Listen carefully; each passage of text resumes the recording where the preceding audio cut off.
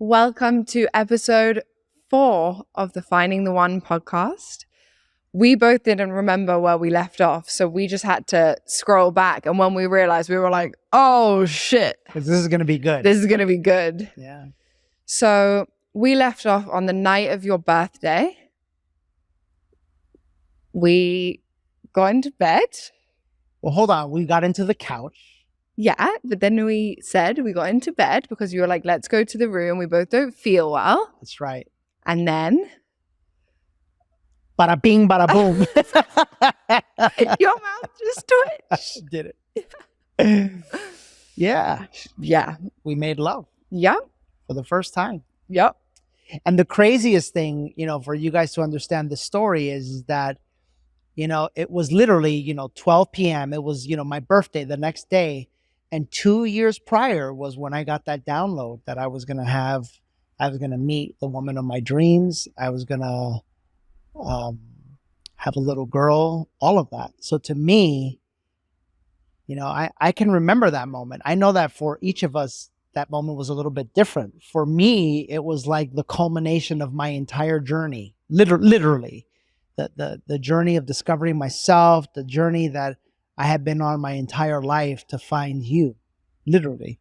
And for you, I just banged some dude. That's what it was. I just said before we started filming, I just banged some old dude. And then Randy said, and you're unsure if that was the highest moment of your life or the lowest. Yeah, unsure. That's right. Unsure. Not sure yet. Yeah. Well, yeah. To me, I hadn't caught up. So you were going on this like whole journey of very much like having me in your sights. But I was oblivious. So I'm like constantly playing catch up with you. Right. So yeah, I was like, well, he said there's not going to be any attachment. So Yeah. Is that how you were feeling the next day? yeah, I was just like, let's see what happens. Uh-huh. I felt good. It was awesome. I felt good. Yeah. Don't get shy. I am shy Don't get now. embarrassed. So then the next day, next few days, I remember I extended my trip in Austin. That's right. Which I extended before this happened. Which, by the way, my psychic had told me. What? She's going to come to Austin. She's going to extend her trip. Really? Yeah, I remember. Okay. Yeah, so I extended before anything even happened, which I'm so happy I did, because then we had like another 4 days together. And on the last night that we were together. Yeah, but before that last night, like those 4 days, like a lot was going on. Like a lot internally was going on. Like we went from like here, if you're watching on YouTube right now, to like here fast. Right. Like really fast. From 0 to 100. Yeah. Right? Very much in our style. Very much in our style. Yeah. Like I don't know about you, baby, but especially because we were speaking for 3 years plus, like it felt like I knew what I wanted, and what I wanted was you. I know you weren't there, but like you quickly kind of like were starting to see that this could be something serious. And I think that's when the questions started arising for you. Yeah. So then I went through a process where my heart, my body, my being wanted to be with you, but my mind did not. So let's be open about that. Like, yeah. Because I feel like this could help a lot of them out there. Right. What was that like? What came up? So all the questions of he lives in a different country, he's old, he's got... Wait, no. I'm not old. I'm older. He's old. He has kids. Like taking on a man that has 3 children is a lot. Yeah. And like I still every day have moments where I'm like navigating what that feels like for me in this life. Like it's a lot. It can feel like a lot. So much. Like, you write down your dream partner when you're like younger, right? Not now, but when you're younger. And it's like he needs to be tall and dark and handsome and look like freaking, I don't know, Zac Efron. Justin Bieber. I don't fucking know. And you get this vision in your mind that like you just want to be with like basically the guy that probably is an asshole and doesn't want you. Yeah. And because that wasn't like what was presenting in front of me, my mind was like, no, but he's not my dream partner. Like, no, I can't work this out. No, this can't be it.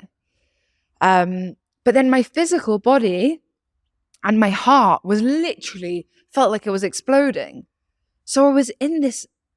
Had you felt that before? No, honestly, no. Because this wasn't like nervous energy of like, oh, I fancy him. And this was like really like heart body connection. And also because I had got to the place where I was feeling very in tune with what was going on in my physical body. And I had really built a lot of self-awareness. I could tell the difference. So that's where I was like, oh shit, this is confusing. How does a woman build that self-awareness? And I think this is really important, baby, because, so often what I hear women tell us on our classes is like, it's almost as if they don't know how to listen and how to spot the red flags, how to really feel into what's for them and what is not. Like, and I really feel this is something sad because a woman's intuition is everything.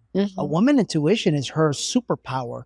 And yet so many women are disconnected from that superpower. So how do they reconnect?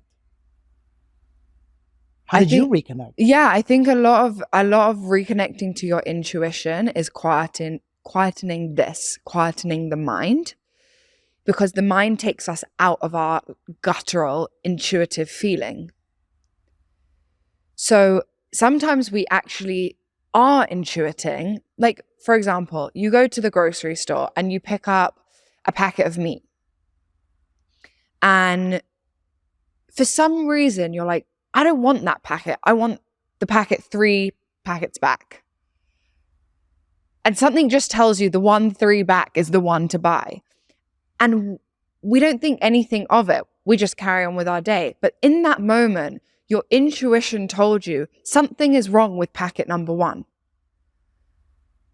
And as a woman, the more we start to recognize and give ourselves credit for those intuitive moments, and the more we start to listen to them, we realize, shit, that's my intuition. Because had you picked packet number 1, I don't know, you go home, you cook it, you end up with food poisoning the next day. And you're like, fuck, I should have picked packet number 3. And that's our intuition. That truly is our superpower we have as women. That's like our witchy sense that something's off or something's wrong. And it's the same when we're with a guy. So we sit in front of our partner or a guy we're dating, and something's just like not quite right. And it's not like an overthinking thought. It's in the body. It's like, I felt a bit anxious, like something wasn't quite right. And a lot of the times we override those feelings.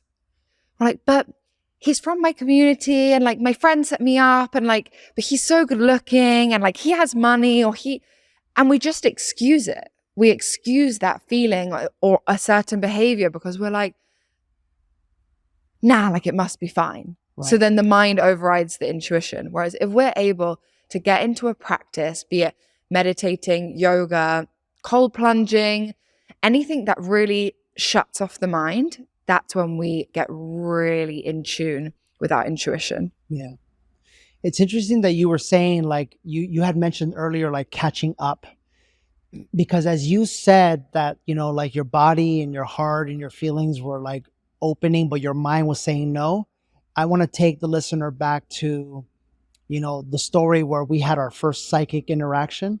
And I had already had that moment where God was like, but you're not going to not be with her just because she's not from Colombia. So it's like I had kind of already dealt with that.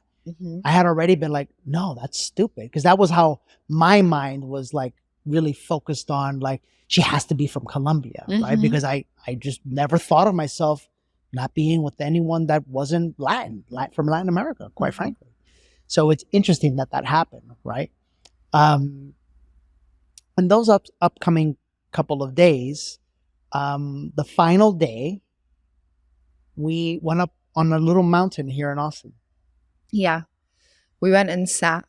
And that whole day that I was packing to leave, I think I was having a mental breakdown, I'm going to be honest. Really? I was spiraling out of control because my mind just, but what about this? And what about this? And You were having some ego deaths. I was having some ego deaths. And then I was like, but if I do want to go into this, the future's too scary. This is too much. I feel so overwhelmed because if I do start and commit to this thing, how is this going to work? Like I was really focused on the how. So we went to the hill, and what happened? I just remember first off, I remember this picture. It's one of like I know exactly what you're going to say. It's a dope picture because we're both tanned. I was lean as fuck. Right, we just looked good. It's just a good looking picture of us. I like that picture, and I remember us sitting there, and I was in the space, baby. That like, I mean, again, like to me, I wanted you. So like, you know, I'm very good in life I think this is one of my superpowers in life. If there is an obstacle, I don't see it, or I just see the way around it. Literally, whether it's in business and life and in buying a piece of land, building out, whatever it is, I don't see the obstacle. I just see the solution and I see what I want. So I just remember, like, I want you. Can we talk about that though for a second? Let's do that. Because I think that's an area that sometimes we misunderstand each other, right? Mm-hmm. Because I'm very like, but how? And you're and very I'm like, fuck how? Yeah. And then when I'm like going into one about something, you're like, but it's just obvious. Yeah, it's just this thing. Yeah, what's the big deal? But I think we've got really good at learning to, like, you give me grace in that you talk through it with me now, because I'm not like you. I'm not just like, well, it will work itself out. But now I think I've got much better at being like, it will be fine. Yeah. And you've helped me a lot with that. It's rubbed off on you in a big way. Big way. Yeah, the same way your ability, and this is why I said in the Dream Relationship Challenge, is that what most people don't understand is that relationships are not to fulfill your companionship need. They're not to fulfill your need to be with someone else. They're not to fulfill your need to not be alone. A true dream relationship, a true sacred relationship, is the meeting of two people that are on the healing journey by themselves, but that cannot unlock those final layers protecting their heart unless they do it with another human being. This is the journey.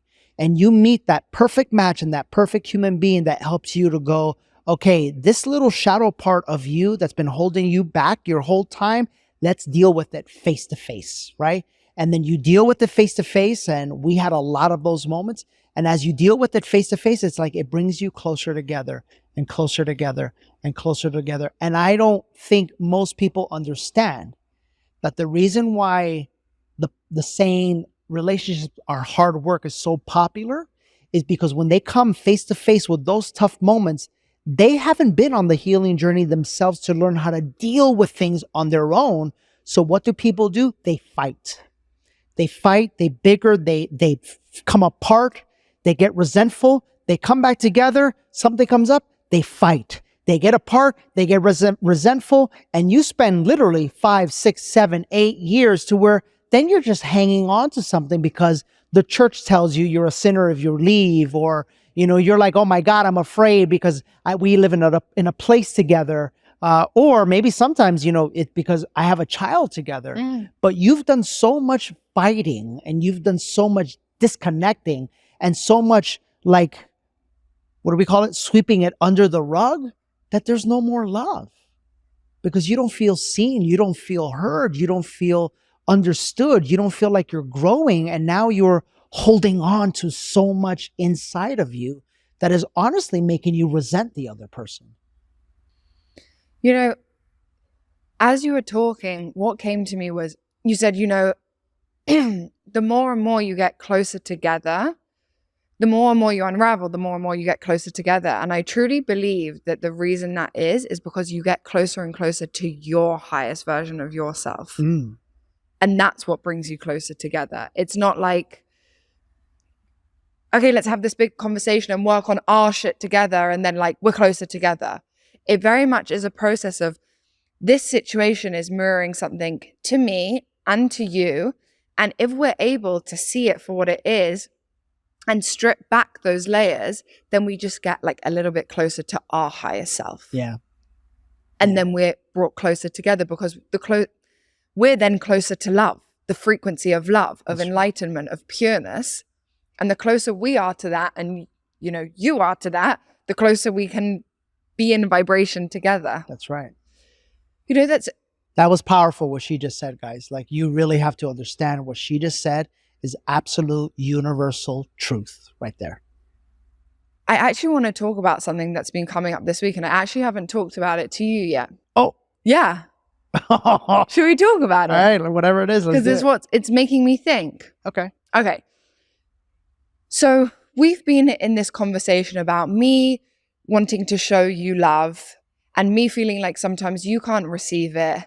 And then you saying back to me, but sometimes you feel like I'm attached to the outcome when I show you love. Right. Okay. That's the context. And in context, admittedly, I'm not the greatest at receiving love. Right. So we're working on that. So we're working on that. Yeah. So the past couple of days, we work in the same house. Well, we live and work and do everything like in the same house together. So I've been noticing this week, like I get really frustrated when I like show you love and like maybe I know it's not an appropriate time and then you don't show me love back and I get frustrated and then like it gets to the end of the day and I'm just like in a bad mood about it. I just feel frustrated because I'm like, okay, when he finishes work, then he'll be able to give me attention. But then like you might be on your phone and like chilling. And I'm like, when is it my time? When is it my time? Right? Yeah. So then I was unpacking this with Seema, my coach. Seema's wonderful. She's been on your podcast plenty of times. And she's a coach in the Awaken You app. Yeah. She's amazing. So we were unpacking this together. And she helped me to realize something that I feel like a lot of like men and women that work in the same house go through, which is a lot of people right now.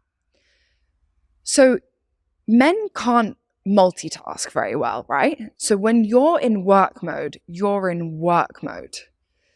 But when I'm in the house, I'm in work mode, mum mode, stepmom mode, myself mode, yoga mode, fucking everything mode at the same time. So I'm just like able to do that because that's just how I function. Right. So you then finish work, but I'm like pottering around in the day and I'm like peeking in and I can see it and I just like want to show you love. Like that's my natural instinct. Right. And I'm like, I'm like so torn because I'm like, I don't want you to think that I don't want you to show me love, but I'm focused here because we have our goals and we have things that we have to accomplish. Right. For sure. And you're in work mode. Yeah. But it's so tempting for me to like come in your office when I can see you're not on a call and show you love. Mm-hmm. Then you finish work. And this is like Seema said to me, men have a caveman period. Okay? Where it's like an hour where they want to stare at fire. Which is like in our world, stare at phone. Yeah. And scroll Instagram Reels or TikTok, right? But in that time, I'm like, okay, now it's my time. Now it's my time. And then I'm like, no, it's my time now. No, still not my time. It's my time. Still not my time. Okay. But in this process, you can see how like I'm waiting for my time. I'm waiting for my time. And it feels like a little bit like unempowering, right? Because I'm like waiting on you. Yeah. And that puts the power in like you to be like, okay, I'm ready now. Yeah. So that feels shit for the woman or for me. Yeah. And then what happens is we have dinner and really that time. Can I say something real fast? What? Which the other thing I just realized, this is so interesting, but like men also want to feel like they have to go conquer. So it's like, I don't want you waiting for me. That's so unattractive. Yeah. I want you doing your own thing. I want to go get you. Right. But if you come get me, I'm like, what? Honestly, like they say that women are the complex ones, but really, I think it's men. Fucking, I just want to give you a kiss. That's all I want. But no. So then it comes to after dinner time. And really, that should be the time that we dedicate to quality time together. Because you've had space to work, you've had space to caveman, I've had space to do me and do all the things and put Selena to bed. But really, that's the important time that we dedicate to each other, that intimate time together, where we watch TV or talk about the day or whatever it is. And I feel like if within couples we're clear about that like this is the moment, then the woman's not waiting. There's no confusion between the two of you. And everything's resolved. You get that. And it was really cool. The reason I bring this up, that whole roundabout story, is because I've been noticing myself today. And it's like I'm pottering around and I'm doing all my things. And I so badly want to come in and give you a hug and a kiss. I'm like, Jen, he's working. Just like he's working. He's in work mode. Like you don't need to do that right now.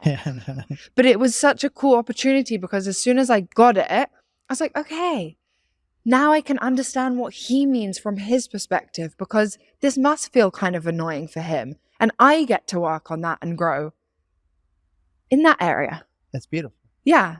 And I think we get to work on dedicating time that's just us time. Well, it's interesting because as you mentioned that, like last night, obviously, like Aaron was here, right? For sure. My youngest son, whom I adore, all of my children, whom we adore, For right? sure. And we love like hanging out with him. But I genuinely know like there's only so much time in the evening. And it was a long day for me. And I wanted to honor him and spend a little time with him. But at the same time, you're right. Like, I want to honor us as well. Mm-hmm. So I, put him to bed and then we had our time together. Yeah. Yeah. It's because it's always you and us is never not on my mind. And I think that's what I need you to understand. And maybe for you women, maybe that's what you have to talk to your man about and clarify that. Because I would say, for the good men, which most men, which not for the shit men. Not for the shit men. No, the shit men, you're never on their mind, right? Which brings something up, by the way, that I want to talk about in a second. But, for the good men, right? There's not a part of my day, true story, where, yes, I'm doing something for me, but in that doing it for me is like, I want to do it for you too. Even if it's working out, because I want to be in my best shape for you, right? If it's working, it's because I want to help, obviously, humanity, but I want to bring our family like what I want to bring for us so that we can create the life of our dreams, and so it becomes a little bit difficult when as a man it's like the woman thinks that I'm not thinking, or in this case you think that I'm not thinking of you, but in actuality, like there's never a part of my day that I'm not thinking of you.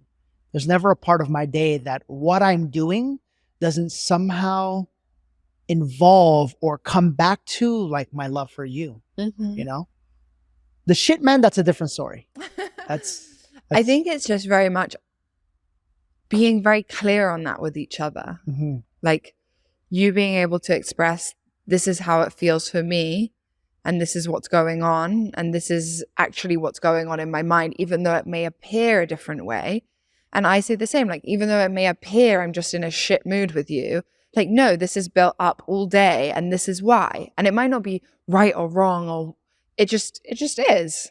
Could I ask you a question? Yeah. So someone sent me a question the other day on Instagram, and I every once in a while hop in and I saw this one. I happen to see this one and it said to me, how do I deal with my boyfriend whom follows so many different Instagram models? And my response was, you don't, because that's not your man. That's not your boyfriend. That man is obviously showing you that you are not his focus and that all of these other women are his focus. So that was my response. Obviously, there's got to be certain kind of standards in relationship, right? And I remember as it was, I respect my position in the world, and I respect the work that I'm doing. So I would never follow like all kinds of like half naked women. I would never do that. But like, if that would have come up, like, how would you have dealt with that? What would be your answer to like,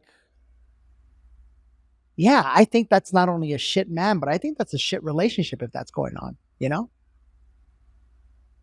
There's something there. I would always go back to why. Like, it's one thing if it's a friend. Well, that's a whole different rabbit hole. But even that, baby, because I remember I had two distinct friends. Remember one of them with like, she had like 4.5 million followers. I know the one, yeah. Right? And it was like, and she genuinely was a friend. Yeah. Just a friend, right? And at one point I had to come to this realization, like, what on earth am I doing looking at another half naked woman like that? Like, even if she, like, what is the purpose of this? Yeah. Right? And I think that that's something that us men have to look at, you know? Yeah. I think there's room for like, we get kind of stuck into these like Instagram ties where they're our friends, so we follow them. Like, I never had a problem with you following that woman that you're talking about because I know that you're friends and you're friends. I think issues start to arise when, number one, it's like if they can't answer the why, if they're just like some random Instagram chicks, it's like, well, why? What's the purpose? What's the purpose of that? And then two, also, I think it has a lot to do with how your man is and how he acts with integrity and how much you trust him in your just day to day. Because I would never think anything of that with you and that woman you used to follow because I just trust you. And when I feel like there have been occasions where on Instagram, I feel like you're not acting with integrity, not intentionally, but in a way that I feel disrespected. Do we want to talk about that? We don't have to talk about it specifically. But then I get to share that with you. Like, this makes me feel uncomfortable because... I want to talk about it. Okay, go on then. So I have notoriously had a hard time with sleep. I share it all the time. By the way, my sleep is... What are you talking about? Hold on. As a result of having a hard time with sleep, I think that part of what contributes to my lack of being able to sleep, not anymore, I'm doing great now, was my immobility. So I would have very stiff lower back, hamstrings, glutes, so forth and so on. I wasn't talking about this one, but you've just... Now everyone knows there's two. So what's the other one? 'Cause I don't know. Oh, the other, yes. We could talk about that one too. So anyways, so I messaged this person genuinely from a space of, she was like a mobility coach. So I genuinely was like, all I saw was, you have obviously figured out this mobility thing. I need help with mobility. And I started to say, hey, how do I do that? And here's where I will say I didn't feel comfortable. She didn't flirt or she didn't respond back, but she was very aggressive in like her sales approach. Like, instead of like offering some tips or some help, it became very, very evident that she was like very like aggressive in her approach. And then I think you saw it, and then, you know. So from my perspective, I feel like we've spoken about this on the podcast already. I don't think we have. We didn't? I don't know. From my perspective, I'm sitting with Danny and we're looking at his Instagram together. I think it was just before we were filming an episode. And you were scrolling. Yeah. And I was like, oh, who's that? Randomly. Like, I just wanted to know who she was because she looked like she was doing cool mobility shit. Yeah. And you were like, oh, this girl. And then you clicked on her and it went to messages and I saw that you'd had a conversation. And I was like, that's fucking weird. I was genuinely looking for a mobility coach. She just happened to be a woman. You were like, love your content, winky face, winky face. Oh, that because I love, because she had really good content. I swear. But you also get to understand from my perspective, yes, that looks a little bit shady. That was the point of this, yes. Right? Yeah. So then I say, that looks a bit shady. Like, what is that? And then you explain, and I still didn't feel comfortable with it. Yeah. Like, I just didn't. I also have wounding in that area. And that's a place where your partner gets to understand, you know, my ex-partner always said to me, like, I would never do that. I would never do that. And always told me like I was naive on the flip side, because I was starting to build my following. So when people would message, he'd be like, you're so naive. You're so naive. And I was like, okay, maybe I am naive. You were with me. Yeah, I was fucking naive. Joke's on me. But then I found out later on that he actually was being inappropriate with another girl on message and whatever. So for me, it was like, but this person that I trusted, who told me I would absolutely never do that, did do that thing. So then it's like, it's a bit red flaggy for me. And I feel like that's, for a lot of women, this comes up with the whole Instagram thing, even just like on WhatsApp. And people are really sketchy. Yeah. And it doesn't matter how much you love someone or how much you trust someone. We all have such deep wounding that we do wounded things. Yeah. So, you know, when I saw that, I'm like, red flag, red flag, red flag. He was like, I'm absolutely never do this. And then I see something that looks a little bit like this thing. And I'm like, alert, like alarm bells are going off. Hey friends, thanks for joining us here on Finding the One. We would absolutely love your support. And this is going to be our only ask. Please subscribe wherever it is that you're watching, whether it's Spotify, YouTube, Apple Podcasts, whatever. Subscribe and leave a comment and let us know how you're enjoying the show, because it truly, truly goes a long way. Well, that's it, isn't it? I think that's it. So that's all we want to tell them. What are you handing over to me? Well, I don't know. I'm just handing over the mic. But if you don't want to take it, I'm going to hand it over to you now to go out and just click subscribe wherever you're listening. We really appreciate you. Yeah. And I want to talk about this. I want to talk about, this is going to be a delicate subject, but I want to talk about infidelity. I want to talk about all of this because I think this is really important for people to understand. Think back to the example that I just gave around what a real relationship should be about. Two healed or people that are working on healing coming together to like address those final parts that you can only address in the medicine of a relationship. And think back to what I said. Think back to the two examples that I gave. And this is my challenge to all of you, right? If you look back at your relationships, I want you to look and understand that you were either one or the other relationship.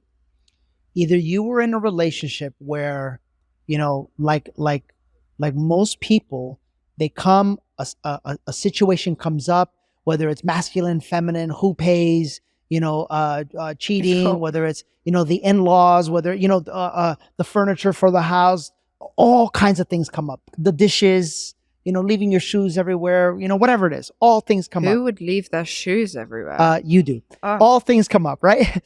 So all of these things come up, and it's an opportunity, which you don't realize, for you to move past the limitations of the mind, right? For you to move past the ego, right? Because somewhere in all of it, it's an opportunity, right? Somewhere in all of it, if your partner leaves their stuff everywhere, there's a flip side. There's an opportunity for you to love your partner and for you to pick it up without holding a grudge, for you to just support them because maybe they've had a long day or whatever the case may be, right? And this is where you get to utilize that opportunity to return to the love of your heart, right? And what most people do is they use those opportunities, or they see those opportunities to see that the way that they are used to living life is not being lived by the other person. And you start defending your perspective. And you start to want that your partner lives life the way you do. And you start to try to change and mold other people. And little by little, you start to argue and defend, and you brush under the rug, and nothing ever gets resolved. Because you don't ever communicate. You don't ever talk about how you feel. You don't ever talk about what your truth is because you're scared. You're scared to lose the relationship. You're scared to like be alone. And so the fear is the driving energy and frequency of the relationship. But But that's really deep, because I think all of our biggest fears in life is like not being loved. Mhm. And that's what stops us from speaking our truth 99.999% of the time. That's right. Because if I speak my truth, are they going to leave me? Mhm. I won't be loved. Mhm. If I speak my truth and they don't like what I say, it's extremely scary to speak your truth in that way, because you don't want to be left alone. For sure. For sure. And this is where we teach people, like, know who you are. Mm-hmm. Because when you know who you are, you value yourself so much that doesn't become that scary anymore. Because the energy and the fulfillment is not attached to someone else. It's inside of yourself. Mm-hmm. So that calms that fear, right?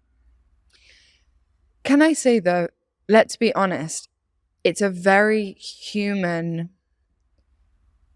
feeling and experience. Say I were to say, yes, I value myself enough that I will have the relationship of my dreams. I will not settle for anything less than that. You've said that several times. But the idea of us not being together, No. of course that fucking terrifies me. No, I'm a human being. Well, that's not going to happen. No, but you understand what I'm saying. I think it's unrealistic for us to be able to say, you value yourself so much that you don't give a fuck. Like, of course you do. No, but hold on. I didn't say you don't give a fuck. I say that the fear diminishes, and now you're not operating from that fear. Right. Now you're operating from love. Mm-hmm. You get to go, you know what? I love that person so much that I'm not going to let shoes or dishes or any of this like get to me that much. And instead of backing away, I want to go into it. I want to talk about it. I want to discover more. I want to see what they're thinking, and I want to come up with some sort of a solution where I can speak my truth and they can speak their truth. And that's when this happens, right? And what I'm trying to bring up for people when it comes to the issue of infidelity, right? Think about what happens year after year when you keep doing this and you keep doing this and you keep doing this and you keep defending and you keep literally, because of fear, right? Staying away from what it is that you truly feel and what it is that you truly want to discuss. 5, 6, 7, 8 years down the road, you're talking about two human beings who don't feel seen, who don't feel heard, who don't feel that they have the space to speak their truth, who don't feel that they're in a relationship. And that's what opens the door. Where, like, I'll tell you straight up, like with you, we have gone through so much work, so many tears. I have bared my soul with you and you with me. Mm-hmm. I know your deepest fears and I've held space for you. And you've seen my deepest fears and you've held space for me. The value in that is more valuable to me than 35 million bars of gold. Seriously. Well, fuck, that's a lot of gold. That's a lot of gold. But you guys understand what I'm saying? Like, that's relationship. That's love. Mm-hmm. Is when you find someone else that has held you when you're crying, right? Or when you're crying like a baby, or when you're going through your deepest anxiety attacks or panic attacks, or when you're going through the shit that you have not wanted to face with anyone else. Mm-hmm. You can't put a price tag on that. You can't put a price tag on that. And quite frankly, what are the chances you're going to find that in someone else? That's the stickiness. That value is what makes you say, this right here, this is, I'm hanging my hat right here. Do you know what I mean, baby? For sure. And I say that as a man that's about to get married, who literally said, I'm not doing this ever again, because this marriage stuff, they get to bullshit. This is bullshit. I don't get to say my truth. They get to take half of everything. And for what? No, I'm not going through this again. I was wounded. really You know, was. why did it come up, the infidelity stuff, the other night? We were talking about it. We were talking about it last night. Was it last night? Yeah. And Suits. Oh, Suits. Yeah. Because Rachel Kissed another dude. Well, Rachel did more than kiss another dude. She was dumb enough to go to another dude's apartment. Right. Rachel put herself in the situation. And I think I turned to you and Season I said... 4, episode 3 of Suits, by the way. That's so wrong. And I turned to you and I was like, we would just talk about it, right? First, like before we ever got to the space of like cheating on each other. Like, Yeah. I can't imagine a world with each other where we didn't discuss it first. Like, it just would never get there. Yeah, we would just talk about, forget about it, how you're feeling. How you're feeling. Because it happens when you're feeling disconnected. I think a lot of the time, people that tend to be unfaithful, not in the situation that you're speaking about, but in a different situation, a lot of it is self-sabotaging. Because I feel like a lot of infidelity is a self-sabotage on commitment. So as you just said, relationships really mirror to us our deepest, darkest shit.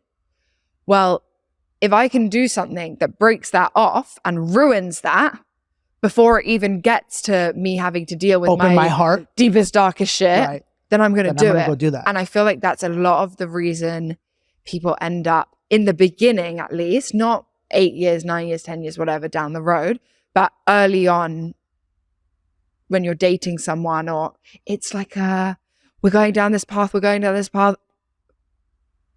just going to quickly... Too scary. Don't want to do that. So I'm just going to do something that completely fucks the whole thing up. Yep. And we don't even know consciously that we're doing it. That's the thing. That's right. This comes from such a deep, dark, subconscious space of like fear and scared to like commit and open our heart and like, yeah, be in love with someone else, basically. Yeah. And let love in. And let love in. Yeah. So back to the story. I think we're good. Oh. I think we'll go to Q&A. Yeah? Yeah. Okay. Yeah, I think that was enough. I think we gave them a lot. Okay. Yeah. That's I would ask you guys, but you're not here with us. But it feels complete. It feels good. Okay. Yeah? Q&A? Q&A. All right. Let's do it. All right, here we go. So you guys have sent us a lot of questions today. By the way, if you want to get your question answered, go follow us at Finding the One Podcast on Instagram. And once a week when we're filming, we're just going to ask you what questions you have. And you guys are coming up with some good ones. So here's a good one, baby. Could you talk about the masculine being the financial provider in the relationship? You know, that's a rough one for me. We've done a lot of healing around this. I'm not used to being in relationship where everything is handled, right? I'm used to like contributing and doing my part, and like that's very much what drives me to earn, and you know. So with us, it's like, I just remember I would get so uncomfortable when like I wanted to like, I don't know, order something on Amazon. But it was for the house or for whatever. And I was like too nervous to ask you to order it like on your Amazon. So I just would like, just order it on yours. Because I'm just used to doing that. And it genuinely has taken me, I would say, up until the last month to feel like I could just order like even stuff for Selena on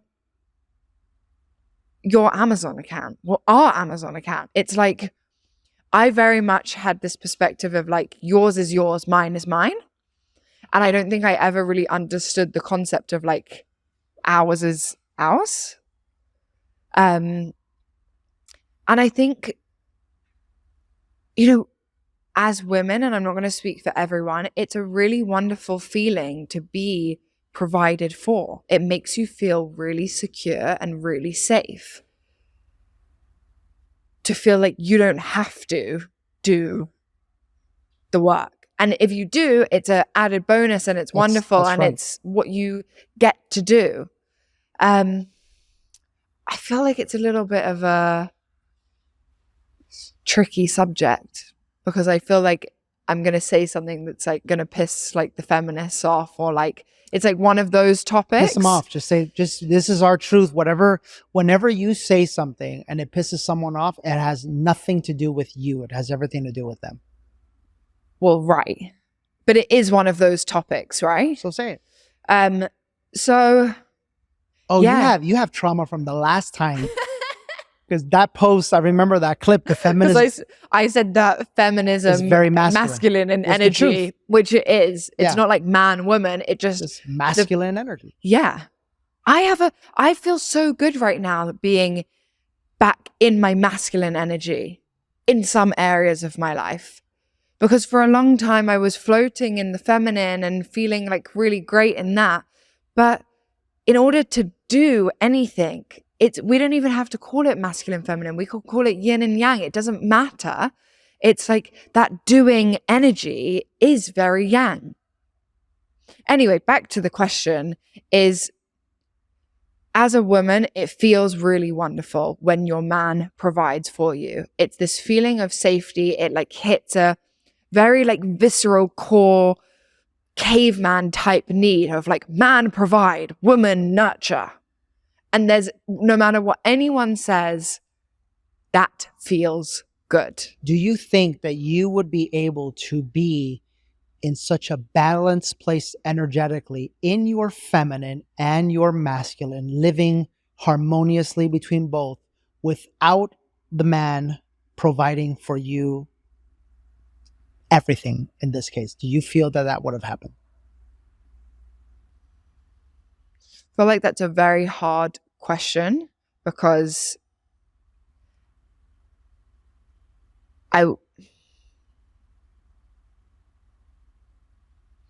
my mind is like running 1,000,000 miles an hour now. I feel like in the type of relationship that we have, you are naturally going to be the provider. And so I can't take myself out of this container of all the healing I've done in this container to find a balanced masculine, feminine and be like, yeah, it would be different. It would be the same elsewhere. So then let me rephrase it. Yeah. Is the container of this relationship, is this container of this relationship and this dynamic, the way we have it, was it responsible for you being able to return to your feminine energy? Yes. So then if that's the case, do you think that a man providing for a woman financially is a prerequisite for a woman returning to her true feminine energy? Yes. Fuck yeah. Straight up. It's a hard one. But why? Why is it so hard? For me, it feels like a hard one. Yeah. Because in that case, it says that a woman can't find balance and harmony with her masculine and feminine on her own. I think I beg to differ. I think that she can. No, I believe she can, but I feel like what we're saying this layer, this is where we go back to that thing with the relationship. This is the layer. It's a deeper layer of that where the woman gets to fully let go and surrender and trust, like you can in this case, in this container of our relationship. And the man gets to fully step into the responsibility of his masculine energy. And I feel like, and I think in many, I don't think you want to anger the feminists, but I think if we really look at it, like that final layer, that final chapter, I don't know that if it's possible without this. Yeah, I feel like I really tiptoed around that question, and I feel like that's because of fear in me to upset other people. But from the masculine or the men's perspective as well, I feel like a lot of men have fear of stepping up because it's very easy to be like, well, just 50-50 it. But then you living in fear of communicating your truth, but you're living in fear of stepping into your power, but you're living in fear probably in bed, for you're living in fear of premature ejaculation, you're living in fear of not performing, you're living in fear of your masculine energy. Right. So therefore your relationship is in fear, so therefore you cannot possibly live in love. Right. Which is why this topic of like, it's not just like, yeah, it feels really nice when my man buys stuff for me. It's deep. really, really deep. And that's Deep. why I feel like I struggled to answer the question, because it's not just, yeah, I feel nice and cushy and I like had the space to work on my feminine because my man bought me a house. Yeah. It's just not like that. No. It's a really, really deep topic, both for the man and the woman. Absolutely. Because yes, the man really gets to lean in and be like, well, what would life look like if it was all on me? Because if we go back to caveman, the woman's not fucking hunting. No. Like, it's not her responsibility. And I get the world evolved and changed. But if we talk about just the energy, like take away like, oh yeah, girl boss, the whole thing, just strip it all back. In our evolutionary caveman, man, woman energies, the man wants to be the provider. It makes him feel good. So when you, as a woman, you block him from doing that, he doesn't feel good. He feels like, I'm not going to say it, but he feels emasculated. And as the woman, if the man is not providing for you, men, the woman does not feel good. She does not feel fully safe. It's impossible. I feel like you can cut out all the bullshit of the first answer. That was the answer to the question. So just say the word no for the clip. No. There you have it, folks. I feel like we could do a podcast just on this alone. You don't want me to ask you a question? Oh, go for it. Are we doing one-on-one? Yeah. That was a terrible throw. Okay. And by the way, those answers were not meant to beat anyone up. They are going to be a mirror for you. They're going to show you parts of you. They're going to potentially even anger you. But they're also going to invite you. Yeah? They're going to invite you into a space where you get to look at life the way it is right now and ask yourself some tough questions about what it would take for you as a man to step into the fullness of your masculine energy, for you to be able to fully provide, for you to change what it is about what you do and the way that you need to change it so that you can provide the way that you need to, and for you to come face to face with the fear that's inside of you, quite frankly. And the same thing for the woman. For the woman to be able to drop into her feminine energy and allow someone to provide in that capacity. How do you really know if a guy is after something serious and not just sex? You don't know, you feel. I think that's the greatest tragedy of our society today, is that everyone wants to know and no one wants to feel. If you're going to be stuck in knowing for your whole life, here's the answer. You never will. You never will. Because you are not tapped into your spiritual power. You are not tapped into your intuition. You are not tapped into the fullness of who you are as a human being. When you are, they take one step in front of you and you just feel something's not right. And you know in that minute, in that moment. And that's the truth. That's the truth. You can feel it. I think also, as women, we may be so scared of getting hurt that we enter into our first interaction with a man and we want to know immediately. And sometimes you don't know.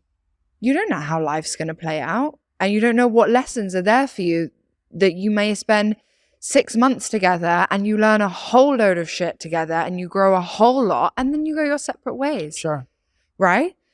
But going in as women, I think we're like, I want to know, does he just want to have sex with me? Or like, is this a real thing? Are we going to get married, have kids? Because we're so scared of being her. And for that, I would say sometimes it's okay to know in that moment that it feels really right. And then 3 months down the line to know that it doesn't anymore.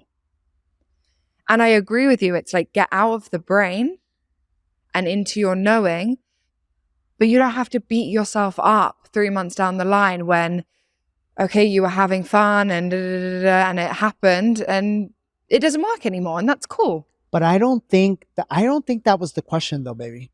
And I'm gonna reframe that one.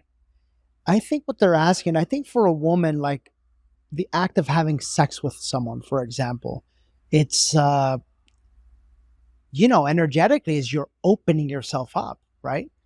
And so I think that for a woman, like I think what that question, maybe I read it incorrectly, but I think what they were asking is like, how do I know if I open myself up to someone in this way, if they want something more than just that? Right. Now, I don't even think they're thinking 3 months. I'm thinking like, is this the kind of person that I would want to open myself up to? And I would say, look, if I look back in my life, I'm going to be honest. If I look back in my life, I was never one of those guys that like slept around a lot because of this, because I always knew what I wanted. And for me, I always wanted you. I always wanted the serious relationship, right?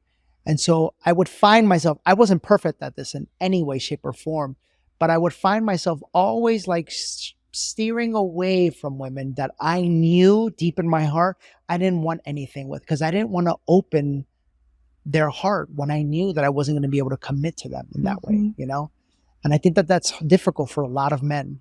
And I would say that, if you are a man, just be straight up. Right. Just have an honest conversation. I was actually taught by my mentor. We're going to get a little graphic here, but I was taught by my mentor that unless you are willing as a man to commit to a long-term relationship with a woman, you don't ever have sex with them. You could do everything else. You can do foreplay, you can do oral, you can do whatever else, but you do not go there, because that's when souls connect. That's when energies connect. And that's when a woman allows you energetically in. And I don't care if a woman is, promiscuous or says that, no, that's not the truth. She's forgotten that that's the truth, because deep in her heart and soul, trust me, that is a very intimate space to be able to allow a man into. Mm-hmm. And so I would say that if you are a man, maybe that's your advice. It's advice that changed my life forever, because it made me really think about it. It made me really think, like, what do I really want? Maybe on the woman's end, maybe you just decide that you're never allowing a man into that space unless that that you've talked about it, that this is serious and this is for a committed relationship, I think it's all about stepping into your courage to communicate and be honest and upfront. And knowing what you want. Because maybe you could just want a booty call, and that's what I'm saying. It's like, I feel like, again, we're human beings. Like sometimes you do eat 7 chocolate bars. Like last night. Yeah. And you know that maybe it's not the right thing for your higher self, but you fucking craving it. So you do it. So I think as long as we're like we've completely divulged from the question, but as long as we're very clear on what we want and we're doing it with power and clear communication, then there are some relationships that we have friends that, have been in intimate relationships with each other that know they're not meant to be together, but okay. That space has been very sacred and beautiful for both of them to learn a whole lot. Yeah, for sure. So there's something there too. Yeah. And another thing that I just caught specifically, because I want to honor that woman's question, because listen to what she's asking. How do I know if they don't just want sex? They want some, right? Yeah. Right? I would say take the power away from the man. You decide. You decide Right. what you want. You decide what you're looking for. You decide what your standards are. You decide what your boundaries are, and then communicate those standards and boundaries, right? And hold space. Because until the masculine that is meant to be there for the rest of your life enters your life, guess who the masculine is? It's you, Mm-hmm. right? It's you. It's that part of you that has to protect the feminine in you. Until you find someone to protect and provide for you, you have to protect and provide for yourself. So do that unapologetically. Get clear with what you want. Value yourself enough to hold ground. And when you finally feel that someone is getting close to being that potential long-term match, say it. Listen, we're not going to go, I like you, I love you, I'm into you, but I got to be honest with you. We are not going to go anywhere further unless this is something serious. And if you're not open to that, that's okay. It's that little hint of unattachment. I think that's a good answer. It's a good answer. Yeah, that was good shit at the Okay. end. So we'll end it there. We'll end it there. All right. That's it for this week's episode of Finding the One. This was a fun one. I think that we gave them a lot. Yeah. It was pretty good. It's pretty good. In true our style, we didn't even get further into our story, but we No. talked about a lot of good shit. So, but that's what I love. I love every week we're going to give a little bit of our story, a little bit of what we're going through in real life, and then, hopefully give you some pieces of information and guidance that will help you find the one. We'll see you next week on another episode of the podcast.